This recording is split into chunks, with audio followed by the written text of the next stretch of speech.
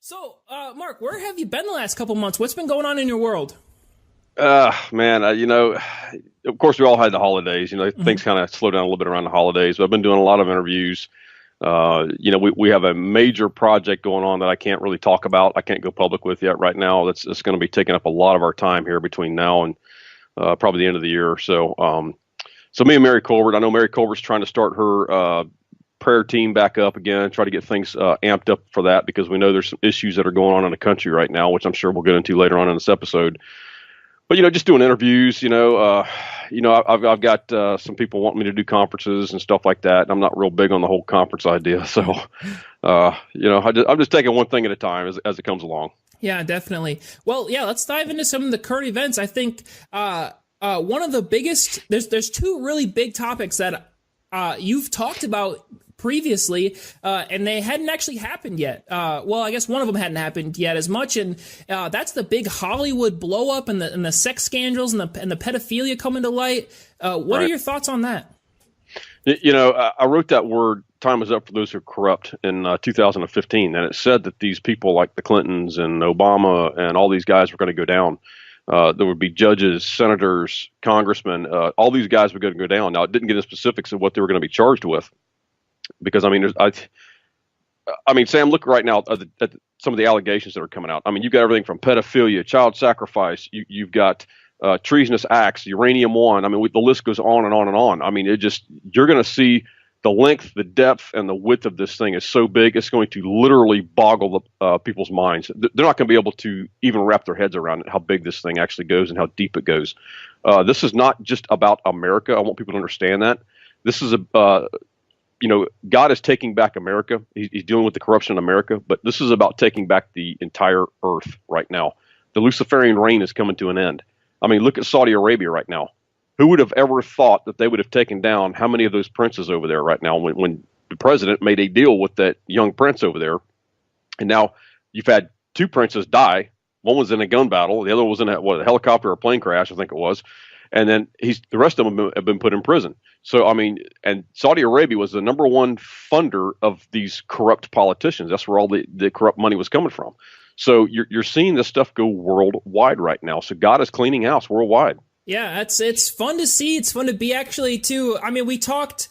Oh man, it was over 6, 7 months ago now, and we started to talk about the crackdown, and you even talked about how some Navy SEALs were out there freeing kids from this Right. trafficking, and now it's starting to come to light. So it's really interesting to see. How I guess the question is, how many people do you think we're going to be taken down? I mean, they just had what was the Golden Globes a couple weeks ago. I mean, is that sort of thing going to be shut down just because there's no one left, or how big do you think it's going to be? I said for a long time on a lot of different interviews, maybe even yours, that this whole indictment process, there was going to be thousands of people taken down. This indictment process, it would take down even parts of government. They would have to be careful how they handled this because they would take down parts of government, basically. It may be that parts of government has to operate with a skeleton crew until this stuff is dealt with. I know Guantanamo was told to be put on high alert. They're expanding Guantanamo. Get ready for some high-profile individuals to be coming in there, and that's fine by me. I'll send them the plane fare. You know what I mean, as far as I'm concerned. But I mean, again, if you are corrupt, and that doesn't just go for political figures. I think you're going to see some religious figures get caught up in this. Because I mean, if you're corrupt and you're in God's house, or you're calling yourself a Christian, God's going to deal with you. God's going to remove you, and even to the point where He's going to remove people from the face of the earth. I've been saying that for the last year, and you're already seeing it. Look at the mayor in San Francisco as a prime example. That guy just was found dead. What, a couple weeks ago, 2 or 3 weeks ago, or a month ago, whatever it was. So I mean, again, this corruption is so bad and so deep. I think you're going to see the deaths also kick up. Interesting. Yeah, I mean, I pray that they come to the Lord first, but honestly, that's just to be able to participate in something like that is it's just awful. Well, the ideal situation, and I want to tell people, I want to encourage people this. We're not to stop praying for these people.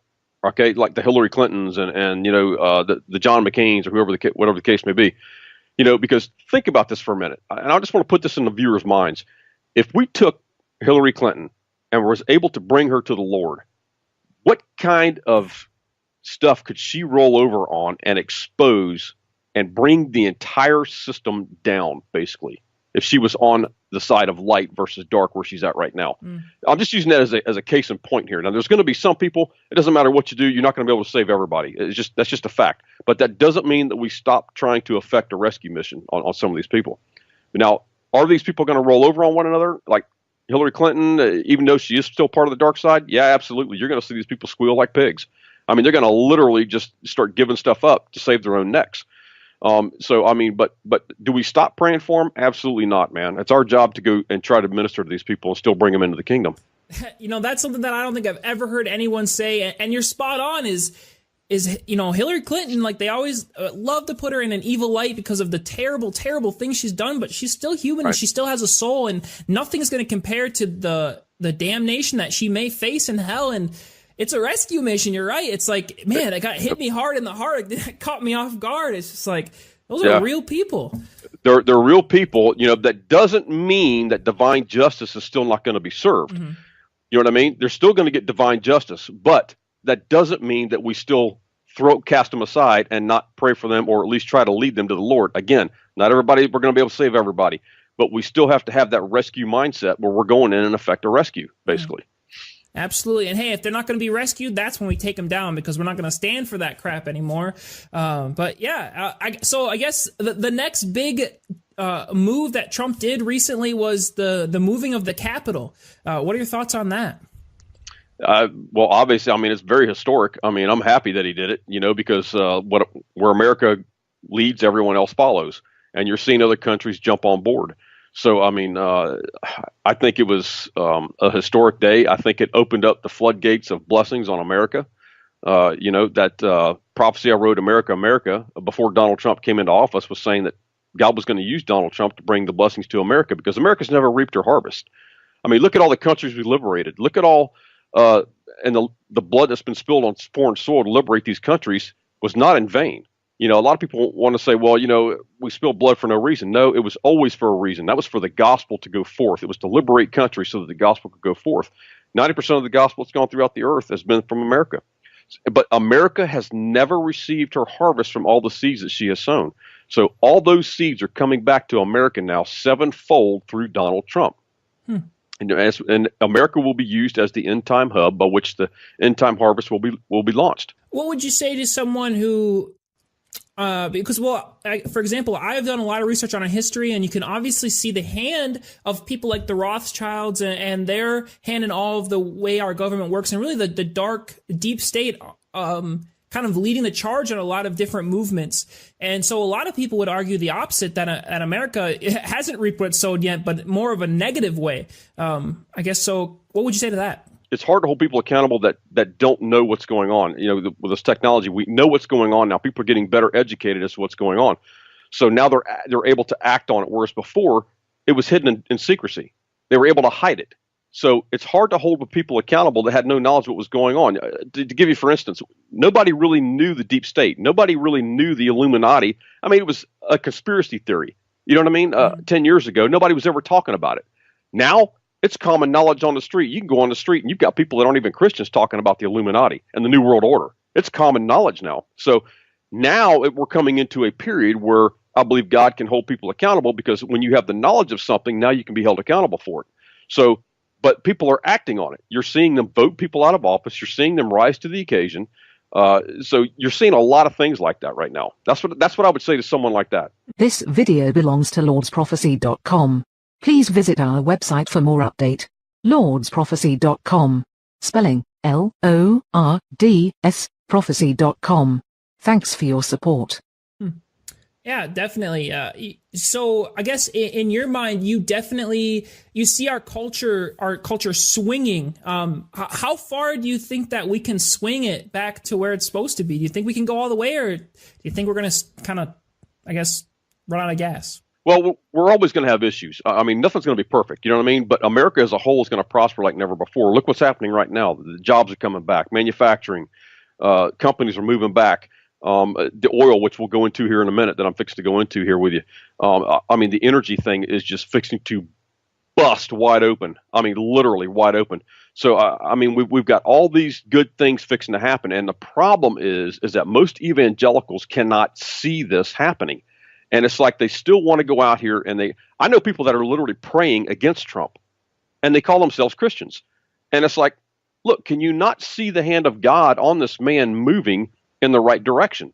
And it's like, what part of this do you not see? And it's because it's that whole thing of that prophetic word I wrote called Satan's frequency, where they're tapped into Satan's frequency. They're listening to the mainstream media. They're being controlled. PsyOps basically is what they're doing. I mean, what was there, something like, I read there was like 40-something CIA agents just assigned to the mainstream media alone. Yeah. I mean, what does that tell you?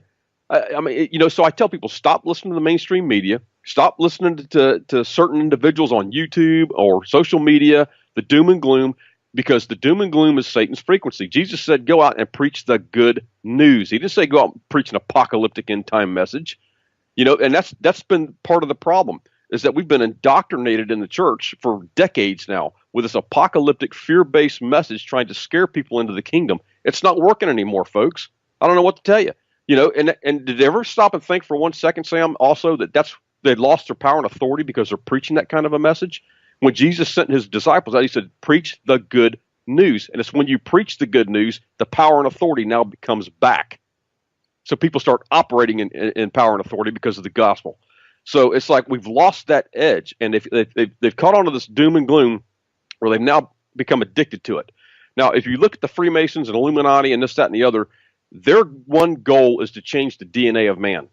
If you look at the Freemasons, there's 33 in the Scottish Rite and 13 in the York Rite, which is 46, 23 chromosomes in a woman, 23 in a man. That's 46. Their goal is to change the DNA of man, period. If you listen to these frequencies, it's a known fact that when you listen to mainstream media or rock and roll music that's been detuned, which the government has done from 444 to 440, it does a bunch of things. It creates fear, paranoia, egotism, and it's been shown to damage your body organs and change your DNA. It's a scientific fact. So when you're listening to this doom and gloom, it is changing your DNA to the point that you can no longer receive good news. And the Lord told me, he said, Mark, he said, the sign will be when you give someone good news, which I do all the time, and people don't receive it, he says, that's the sign their DNA has been handed over to the enemy. Sam, that's a scary place to be, buddy. I don't mind telling you.